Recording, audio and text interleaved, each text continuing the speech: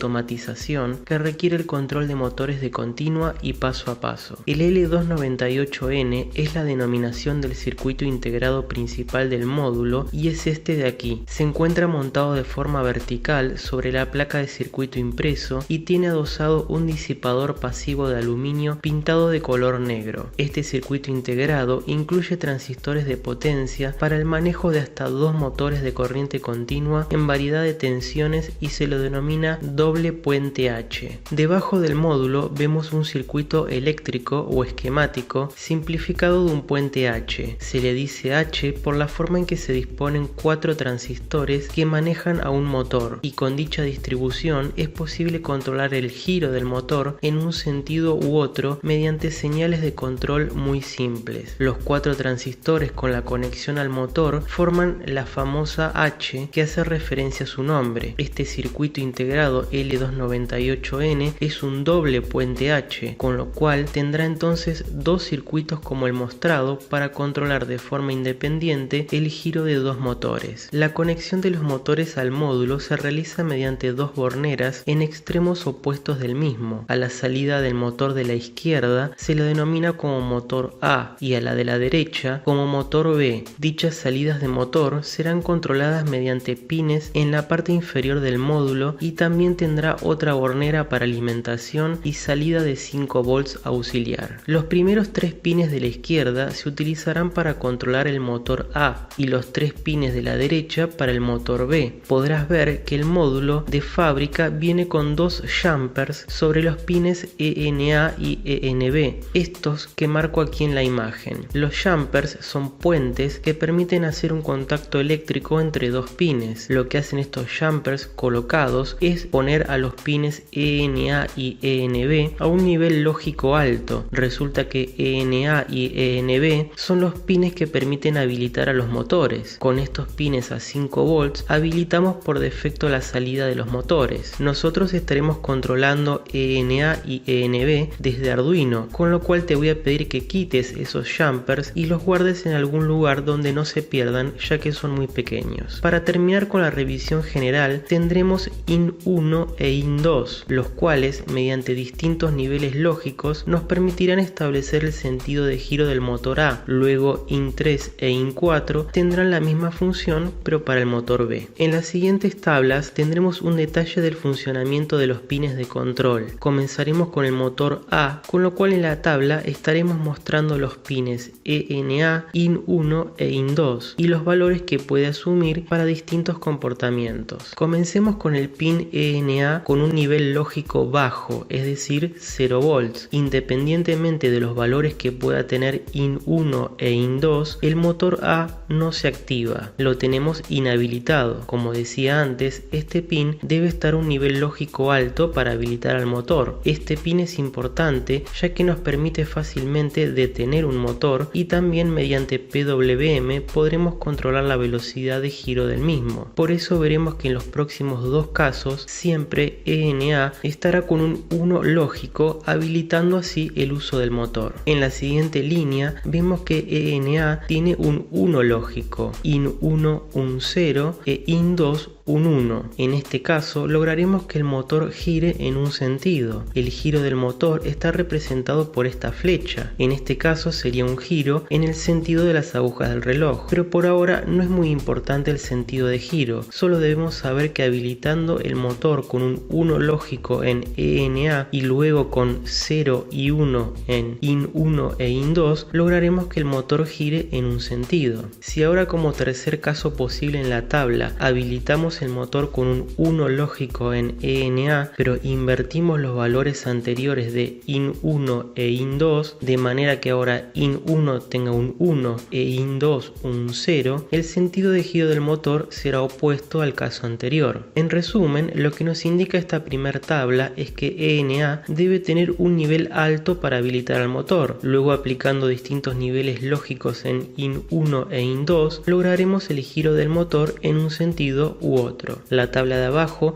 será la misma pero para el motor B, el cual tendrá su ENB para habilitar el motor y los pines de control IN 3 e IN 4 para lograr el giro en un sentido u otro. Como verás, es muy sencillo controlar el sentido de giro de un motor. Esto es gracias al uso del doble puente H del L298N. Veamos ahora la sección de alimentación del módulo mediante los terminales BIN y GND de la bornera. Hasta ahora estuvimos acostumbrados a alimentar sensores siempre con 5 volts generados desde el propio Arduino, pero cuando se trata de motores el consumo de corriente suele ser elevado y por eso este módulo requiere una alimentación independiente con una tensión adecuada para el tipo de motor que coloquemos y con una provisión de corriente acorde. Podremos alimentar este módulo con tensiones que van de los 5 hasta los 35 volts, pudiendo conectar motores de 3 hasta 30 volts y un consumo de corriente máximo de 2 A en total. Con una variedad tan amplia de tensiones de alimentación, podrías preguntarte entonces cuál es la adecuada, y la respuesta es que depende del motor o motores a utilizar. Por ejemplo, si estaremos utilizando motores que funcionan en el rango de los 6 volts, entonces la tensión de alimentación debería ser algo superior a dicho valor, por ejemplo de 7,5 o 9 volts. Si por el contrario queremos utilizar un motor de 12 volts, entonces la alimentación del módulo deberá ser de 12 volts o ligeramente superior, así que todo dependerá de la tensión de operación del motor. En este capítulo estaremos usando un motor que funciona adecuadamente con tensiones entre 3 y 6 volts, con lo cual alimentaremos al módulo mediante baterías de forma de generar 6 volts o con una fuente de alimentación de igual tensión o 7,5 volts. Incluso una batería de 9 volts también funcionaría, pero eso lo veremos en más detalle cuando armemos el circuito. Los motores pequeños que se usan en electrónica y computación suelen funcionar con 3, 5 o 6 volts. Motores más potentes funcionan con 12 volts y motores que requieren accionar mecanismos con gran fuerza, como por ejemplo los usados en impresoras de inyección de tinta, suelen funcionar con 24 volts. Dicha variedad de tensiones es perfectamente cubierta por este módulo y es uno de los motivos por el cual es tan versátil y ampliamente usado. Un detalle importante respecto a la alimentación del módulo es que uno de los terminales de las borneras, identificado como 5 volts, es una salida que se usa para que desde el propio módulo alimentar otros dispositivos, como ser sensores. Estos 5 volts son generados a partir de la tensión de alimentación que pasa por un circuito integrado regulador de tensión. Este circuito integrado regula con precisión 5 volts en su salida, pero no puede recibir tensiones mayores a los 12 volts, con lo cual si estamos trabajando con una tensión de alimentación del módulo que supera los 12 volts, es necesario remover este jumper aquí marcado. Esto deshabilita el regulador de tensión y ya no tendremos los 5 volts en el terminal, pero es necesario hacerlo ya que si no corremos riesgo de quemar el regulador. Nosotros no estaremos usando la salida de 5 volts ni tampoco estaremos alimentando el módulo con tensiones tan altas, pero es importante que lo tengas en cuenta para un futuro proyecto donde utilices este módulo con tensiones mayores a los 12 volts. Recordá remover el jumper.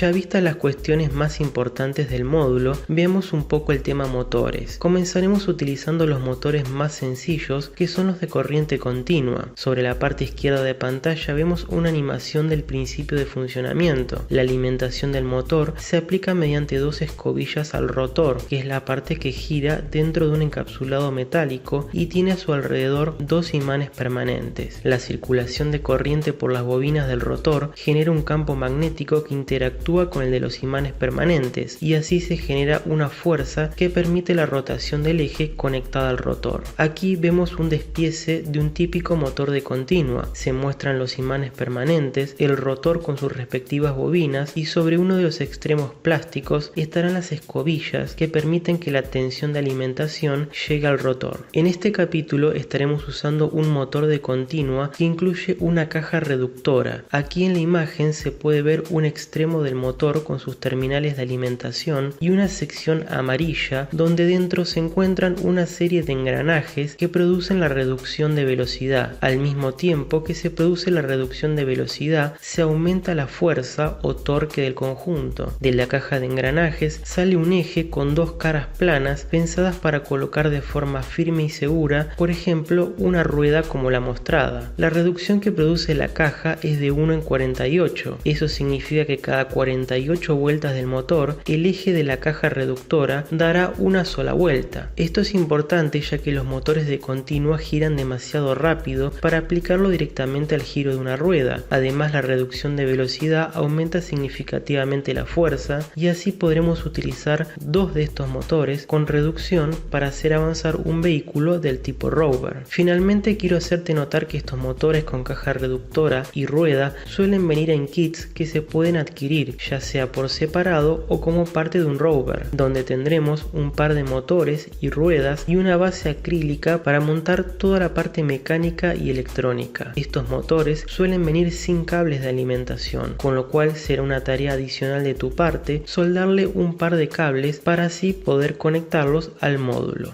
Vamos al circuito de conexión. Utilizaremos cables directos entre Arduino y el módulo, con lo cual no es necesaria protoboard. Para este capítulo y no complicar el tema, conectaremos y controlaremos un solo motor. Usaremos el motor con la caja reductora que vimos recién y la rueda que se acopla a su eje. Antes de comenzar las conexiones, recordá que debes remover los dos jumpers que vienen colocados en ENA y ENB. Si bien por ahora no usaremos el motor B, es mejor dejar el módulo sin los jumpers para futuros proyectos. Muy bien, ahora sí comenzaremos conectando el pin IN1 del módulo con un cable directo al pin digital número 2 de Arduino. Del pin IN2 iremos con otro cable directo al pin digital número 3 de Arduino y desde ENA con un cable directo al pin digital número 5 de Arduino. Ahora conectaremos el motor a la bornera de la parte izquierda del módulo. Aquí no hay polaridad, con lo cual podrás conectar los cables en el orden que desees. Lo que sí es conveniente es que ambos cables del motor tengan dos colores distintos, de manera que si tenemos hecho un programa con un sentido de giro específico y luego debemos desconectar el motor de la bornera, cuando volvamos a conectarlo será necesario conectar los cables tal cual estaban, si no tendremos un giro exactamente al revés. También será útil tener los cables con colores distintos para cuando utilicemos dos motores. Genial, solo resta alimentar el módulo. Como nuestro motor funciona con tensiones entre 3 y 6 volts, aquí propongo utilizar una batería formada por 4 pilas en serie para generar 6 volts. Si vas a utilizar pilas recargables, recordá que estas tienen una tensión nominal de 1,2 volts en lugar de 1,5 de las pilas comunes, con lo cual tendremos 4,8 en lugar de 6 volts, pero de todas maneras funcionará correctamente. Otra opción es alimentar con una fuente de 6, 7,5 o 9 volts. Yo estaré usando una fuente de 7,5, pero podrás utilizar la que tengas a disposición. 9 volts sería el límite. Una mayor tensión podría deteriorar el motor, con lo cual conectaremos el positivo de la batería al terminal de la bornera BIN y el negativo a GND. Y aquí debemos hacer algo importante cuando trabajamos con fuentes de alimentación independientes. Arduino lo estaremos alimentando mediante el mismo cable USB y el módulo L298N con la batería de 6 volts o fuente de alimentación. Arduino se encargará de controlar el motor mediante pines digitales y el módulo usará la batería externa para alimentarse a sí mismo y a los motores, con lo cual se puede generar un problema de referencia de tierra. GND o masa debe ser común a ambas fuentes. Quizás no pienses a Arduino como una fuente de alimentación, pero en realidad lo es. La alimentación viene del puerto USB de la computadora, entonces es necesario mediante un cable conectar GND de Arduino con GND del módulo. De esta forma la referencia de masa o tierra es la misma para ambas partes. Siempre que utilices fuentes de alimentación distintas, será necesario que conectes los terminales de GND o masa entre sí para asegurar una correcta referencia en todos los dispositivos conectados. Y eso será todo. Vamos ahora al código para hacer un simple programa y verificar que todo funciona correctamente. Al lado de la ventana del editor de código estaré dejando la tabla que vimos al principio con los valores de los pines de control para que nos sirva de referencia. Definiremos variables para almacenar los pines a donde tenemos conectados los pines de control del módulo. Int in1 igual 2, int in2 igual 3, int ENA igual 5. En el setup simplemente establecemos que todos los pines serán salidas. Pin mod, in1, output. Pin mod, in2, output.